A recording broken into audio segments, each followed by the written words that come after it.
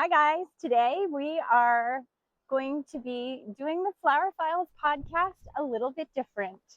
I figured we would take a little walk kind of down memory lane and talk a little bit about what it was like when we made our first sales, because it was super exciting and exhilarating to do all of the things, but when you make that first sale and you're trying to figure out what's next, it can be a little intimidating.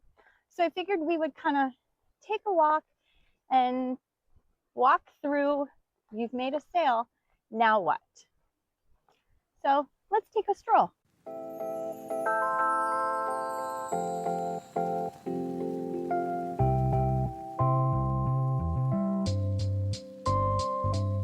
So I thought today it may be nice to have a little bit of the behind the scenes for folks who actually join us on our YouTube channel, as well as just talk through some of the things that happen, again, behind the scenes for those of you who are just listening. So if you didn't know we had a YouTube channel, now you do.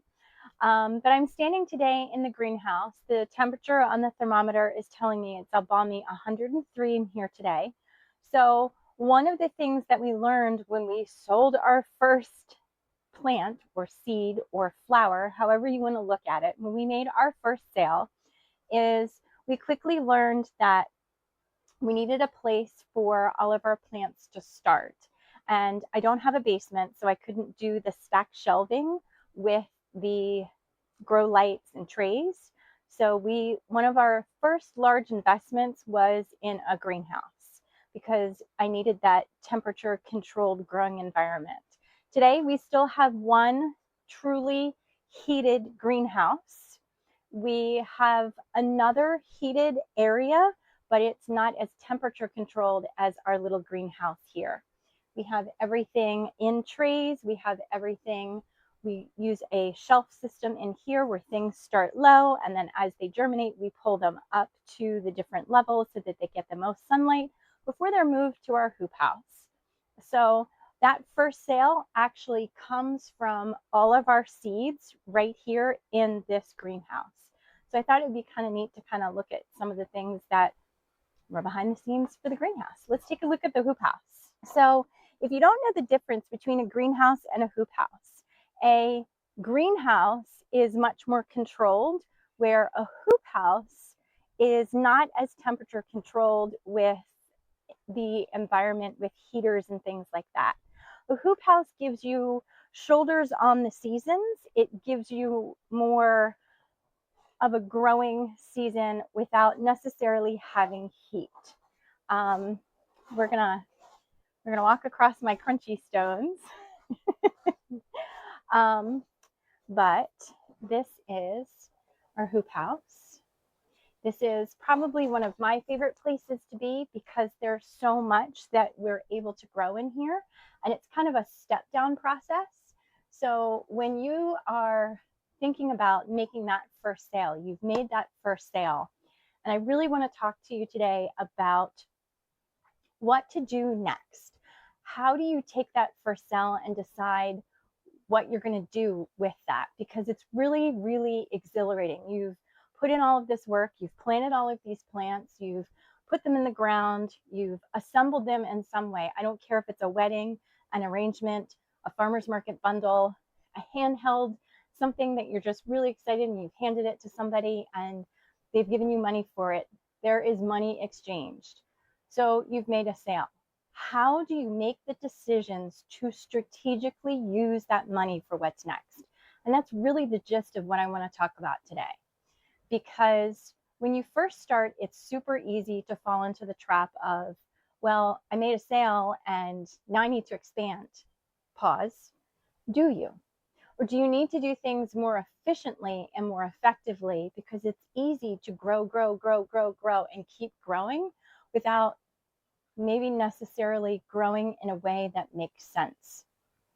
So if you are like me and you're not the type of person who is always like, oh, I've got this part of the business plan and this part of the business plan. Sometimes I do things maybe that are a little more gut based because that feels more normal. Or I really want to grow this because it's pretty and I think it's going to really make a difference. Be careful with that, because things that we have had to cut from our list, things that we have had to make changes with, things that we have put in infrastructure wise have all been interrelated back to, does it make sense, and how do you make that business decision to scale next? So you start making sales, that first sale of that first seed, of that first plant. There's no other feeling like it. It's this exhilarating rush that is just like, oh my God, I actually did this. And listen, I don't care if you're selling flowers. I don't care if you're selling glittery tumblers. I don't care if you're selling clothes. I don't care if you're selling a service. It doesn't matter what it is.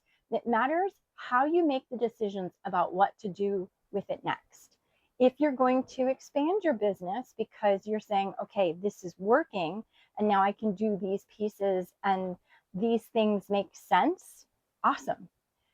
But understand what all of those layers mean. Expansion. Does that mean you need more growing space? Does that mean you need more infrastructure, including trays and soil and more mechanization? We had a tractor. I had already invested in a tractor for here on the farm. I needed it for mowing. But if you're not growing at that type of scale, we did a lot. Let me back up and pause. We did a lot of hand pushed rototilling for many, many years. But we were also doing mowing. We were doing a lot of muscle moving. If a tree went down, we were cutting it up with a chainsaw and things like that. And we needed a tractor, and that tractor was a list of reasons. It wasn't just, we need this because, hey, now I'm a farmer. Because the tractor leads to the rototiller that has to go on the back of the tractor, which leads to the bucket. If you have ever read the book, If You Give a Mouse a Cookie, that is exactly how expansion can kind of feel when you're doing that. Because you want to expand, but you have to have all the infrastructure in place to be able to do that. So there have been years where I've told my staff, this year, our goal is to hold. That's all we're doing. We're just going to hold.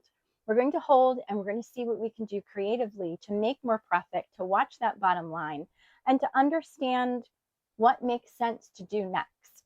So as I sit here in my hoop house, that we actually started this first hoop house with some of the first dollars that we made. This hoop house was brought to you by Farmer's Friend. They had a kit, and little old me, I put this together all by myself. It was some conduit, some rebar. I was able to build the end walls with some scrap wood that we had. There was extra plastic. The very first season, I just had taken the ends and twisted them down and pinned them in place. So I would crawl in and out through the sides. It wasn't easy, but we made it work. And then the following season is when we put the end walls on. And that's how we were able to make that first step and to get things to work. That's also the year I made one of my biggest mistakes as a flower farmer, putting all of my iris inside, not splitting my crop and having them in 3 separate sections or growing areas to spread out that harvest. I was like, I'm going to get them nice and early, and I'm going to have a corner on the market, and the florists are going to love it, and it's going to be great. And that was the year they all came in all at the same time, super fast, because it got hot in the hoop house. I put them in the cooler. At that point, my cooler was my extra refrigerator out in the garage. I had them too far towards the back, and they froze. So I learned. I learned the hard way. It wasn't the entire crop, but it was definitely quite a few of them. So all of that first profit that I thought I was going to have, I didn't have. And then I had to make adjustments, and I had to learn to do how to flex and how to figure out what to do next. So the first thing we did is we transferred our hoop house to another area. I quickly learned that the initial place that I had placed it was actually too far away from the infrastructure of everything else going on. It was on the other side of my house. It wasn't near water. If I had to water something, the hose was running across the driveway and the cars were running over the hose. It didn't work. Thank God it wasn't a permanent structure. We moved it to its current location, and for many years, I grew in the ground in here. We've had tulips. We've had, oh my gosh, some of the best bells of Ireland were in here. because it's partially shaded too. So this gives me a little bit of a longer season in the spring and lets me start a little bit earlier in the fall. So I have a different type of growing situation in this hoop house. It took a lot of time for us to learn. We used to have a great big rip in the top.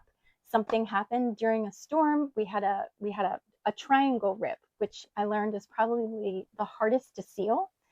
Um, so we tried to seal it and it kept not sealing, and it was so frustrating. So when it would snow or rain, we always had this little patch of ground inside. If it snowed, the snow would fall inside in a little spot if the heat wasn't running. Um, so you make that sale, you have that money, and you're trying to figure out what to do with it. And farming's not easy. It's expensive and it's tricky, and trying to make those decisions about what to do. We learned that we were out of space in the greenhouse 2 years ago. We were just to our elbows, and we were trying to figure out all of these different ways to move things from the greenhouse, keep them warm, get them moved. You've got cool season and warm season. We knew we had warm spots and cool spots. We were trying to get everything in all of the places. So we made the decision to take the dollars from that profit and to tuck it into putting money aside so that we could convert this hoop house into a heated hoop house. So what did that mean? That meant that we saved for roll-up end walls or side walls. We saved for new end walls that were not plastic. They are now the hard plastic. We saved for double layer inflatable plastic, but we still don't have electricity over here. We run everything kind of by what we need it to be for right now, because you know what? It wasn't in the budget for us to finish the trenching and to connect to electricity this year. We had an increase in fuel.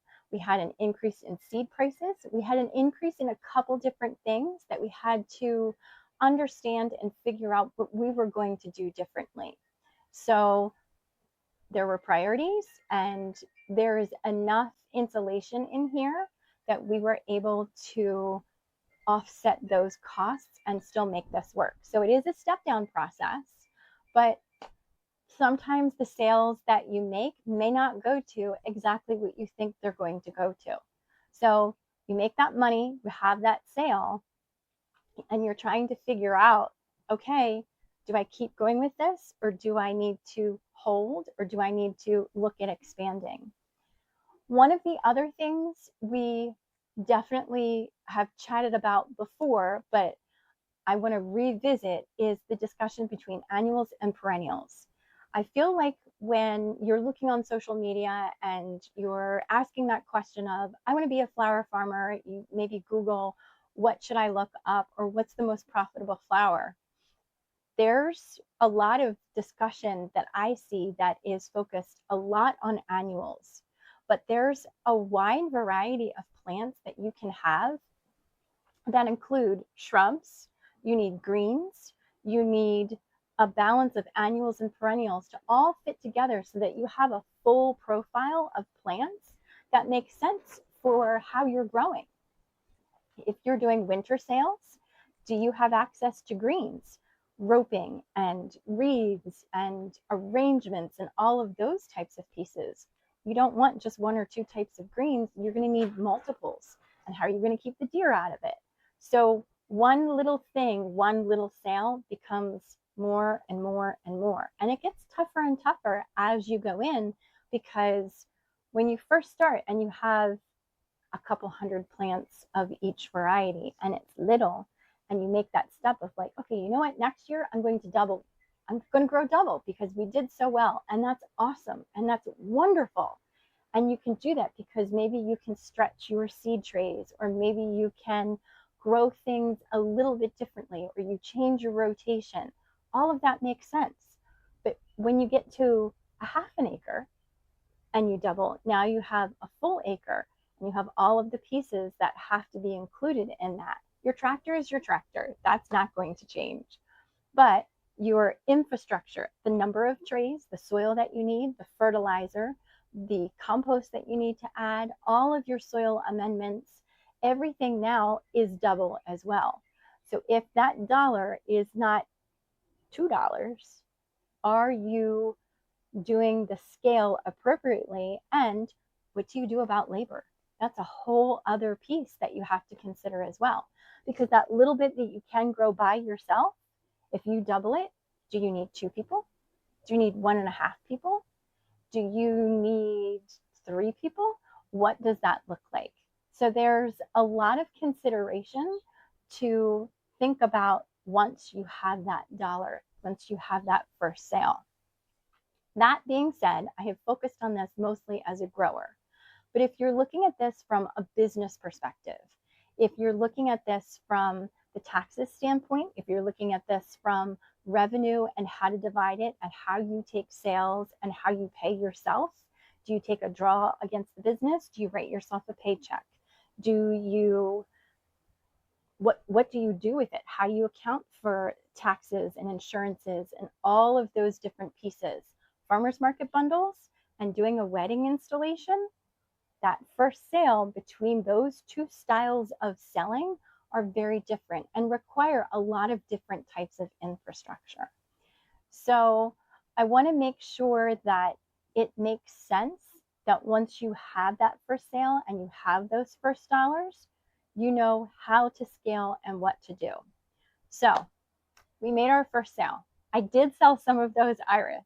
We had a hoop house, and I realized we needed a greenhouse. We invested in the greenhouse. We had the tractor. We had the rototiller finally that went on the back of the tractor, because let me tell you, my arms were sore. My son's arms were sore. It was a lot of work. So then we realized that growing in the hoop house was really important for us. It extended the season. It allowed us to continue to have sales when everybody around us was still trying to figure out frost cloth and things like that. While we still use frost cloth, we've added another hoop house. Then we were growing in 2 hoop houses. So one side of the hoop house ended up being lots of benches and plants, where the other side we grew in for a couple years. We used fabric to suppress the weeds. And then we added a 3rd hoop house, because this became a growing space, which meant we had to convert it, which meant we had to put the tarp down, add the wood sides, and do all of the work that we did last year. Oh, and add the pea gravel, because you want to have weed suppression, insect suppression, and all of those things whenever you're working in a space like this. But in order to be creative in how we heat it, this year we actually added dark water tubs, so that during the day the sun could heat everything up, and then in the evening, when that cooling effect happened, we had radiant heat that was coming from the water containers. Then this thing happened. Then one of my very dear people in my life, my son-in-law, texted me the one day and said, guess what? I found a great big hoop house for you. I said, what do you mean? He said, well, there's somebody on Facebook Marketplace and they are selling a hoop house, and it is literally 3 miles up the road. I was like, oh, really? So we stepped a little bit out of our financial plan, and we bought it. And now we have 3 regular size 100 by 28 foot hoop houses. And we have one that is 100 by like 50. It's really big. It was really intimidating to take down and put back together, but it was a team of us. We worked really hard to make it work. This is our first growing season in there, and I'm so grateful we made that decision to stretch that dollar, to step outside of our plan, because the plants that we've been able to harvest from there have been a game changer for us in extending that season. Let's go take a look at it. Let's walk over. So, oh, and these are the blue barrels. So you can see the blue barrels. They are food grade barrels that are tucked underneath our benches. We use them to extend that heat. You can hear me struggling to walk on the gravel. It's always slippery. This hoop house here is actually one of the hoop houses. This one is our Gothic style, and it has the point at the top so that the snow runs off really quickly, which is fantastic. But we have the plastic off this year to give the soil in there a little bit of a break. This hoop house is our third hoop house. This one was a little more of a DIY style. We got the conduit. It was put together a little bit differently. If you're new to hoop house growing or new to hoop house assembly, I would strongly recommend one of the kits that has everything included with it.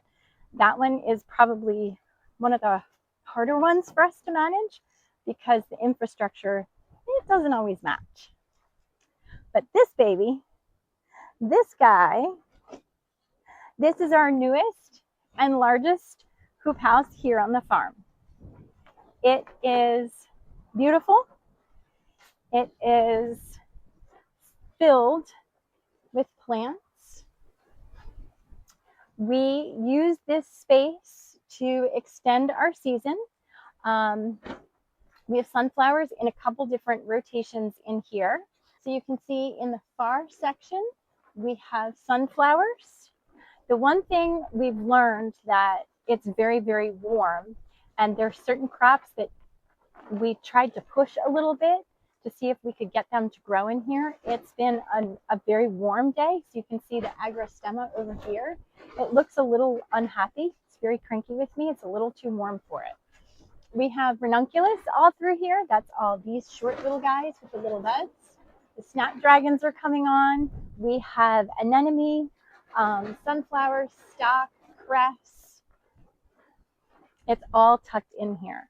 So we've basically taken 4 rows that we would normally have tucked outside and brought them inside to push everybody. We amended the soil, we put everything up, we added the plastic, and it has been a total game changer for us. So when you have those first dollars and you're trying to decide what you're going to do next, make sure that it makes sense. And sometimes it's okay to step out of the plan. Sometimes. So let's take a look at what else we did with some of those first dollars that we made. So depending on where you're growing, you may have a variety of pests. And pests can range from 6-legged insects to 4-legged creatures that like to chew and eat things. One of our pests, I wouldn't say one, I'd say, well, one of the pests that we work with and deal with, of course, are deer. There are deer that like to come through and they thank me very much for the beautiful salad bar that we have created for them. Another pest that we work with and deal with, I don't want to say work with, but another pest that we fight with is foxes. Foxes actually love to come through and run through the plants. That was one of our biggest issues a couple years ago, is the plants would get knocked over because the foxes were running through, chasing any birds or toads or snakes or anything, mice, voles, shrews, anything that was out here, they were running through. So you can see another place that we made an investment is our fence. We have about 1.5 acres, close to 2 acres, that are completely fenced, broken into 3 sections. Let's take a look. We have our roses tucked inside. Our dahlias are tucked inside. You can see that we're growing in rotation. So you can see behind me here, we have 3 rows of centaurea. Centaurea is also known as bachelor button. Bachelor button has this absolutely wonderful blue color. It is also a culinary floral, so we grow that not just for vase work and wedding work, but we also grow it for our petal pantry, which is our culinary line, both fresh and dried. We have tucked things inside the fence so that they are safe from predators. We have centaurea, we have dianthus, we have scabiosa and stock and cress and bupleurum. I hate that one. I've always mispronounced it as bupleurum. The first time I went to order seeds, they actually couldn't find the seed that I was talking about. She said, I've never heard of that plant. And I spelled it, and she was like, oh no, it's pronounced bupurinum. And I was like, oh, whoops. Another place that our dollars have gone is in all of the structures that you see, obviously talking about the fence, but all of the fabric that we use, that's been an infrastructure piece. All of the staking that we use, this is an infrastructure piece. Any of the hoops that we use, any of our hoops, those all have rebar in the ground to put the hoops on. So that's an infrastructure piece. Any of the hoses, we have hoses in each of the blocks. This area is divided into 3 sections, really 3.5. It's 3 sections, it's 300-foot areas, 300-foot rows in each of the 3 sections. And in the back section, there's a plot where we're going to put our dahlias this year. So I guess it's 3.5, it's not entirely 4. But each section has its own hose, and we have the connector that runs the hose through all of the different pieces. That was an infrastructure change. Bags for every single section to keep the fabric down. Again, infrastructure. So when you make that first dollar trying to decide what you're going to do with it, where it's going to go, and how to divide it out, by the time you're finished, you can end up scooting pennies across the counter trying to figure out, okay, this part goes here, this part goes here, and this part goes here. So it's not an easy decision. Sometimes those decisions are made for you, like the fence for us with the deer. That was something that was an important infrastructure piece for us because we have to have it. Another infrastructure piece that we decided to do, because we had dinners and we were having people out on the farm, and we have groups that are here, and there's classes and all kinds of things happening. We needed a dedicated space that was not just in the grass. I wanted to make sure we had it as a professional space. So we actually put in a patio, and we have a tented space so that if we're doing a class, if we're having a dinner, if we're hosting any type of event, we have a tented space as well. We have perennials. We have a whole perennial block. And on an upcoming podcast, we're going to talk through how to make the decisions about which ones to do. I know there's some people, again, I'm not trying to blame social media, but there's definitely some people, when they start talking about perennials, they say, oh, you should definitely do just peonies, just do the peonies to start off with. Let me tell you what, if I had done just peonies this year, it would have been really difficult because some of the peonies were actually damaged from some of the cold weather that was unexpected. So that all the eggs in one basket kind of thing can actually be a little stressful and could be a scary business decision. But they do have high value. Right now on the wholesale side, we're seeing them for $3.50 to $4 for one head. That translates to almost $9 for one stem. So I understand why people say grow the peonies. But if you have a monoculture, you've got to watch disease. Deer don't like to eat them. So again, it is another great reason to grow them. But know your area, know what to watch for, and mix it up as much as you can. In the next couple podcasts, we're going to take this conversation one step further. We're going to talk to an expert these next 2 weeks about what does it look like when you do make that dollar? What does it look like when you've made money and you have to do all of the business things? Some of these things that we talk about will be a little bit before that. We're going to talk about how to set up your business and how to do all of the business pieces. All right, so I had to escape back into the house. The wind got a little windy. And I noticed there was feedback on my microphone. So last little bit of this episode is just wanting to tell you guys that the next 2 weeks, we're going to take this conversation a little bit further. We're going to take it one step deeper.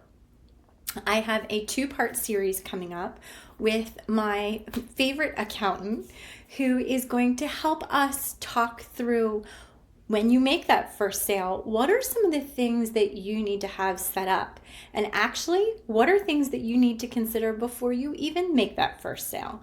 So, we're going to do a little bit of a deep dive into some business conversations because I wish someone had had these conversations with me, or I had had a resource that spoke to me in terms that actually made sense. So, thank you for the little bit of a behind the scenes tour. We are super excited for these next couple weeks. We have an amazing lineup coming your way. And I just want to say thank you so much for listening and joining us and being part of our ecosystem. Here's to your growth. We'll talk soon.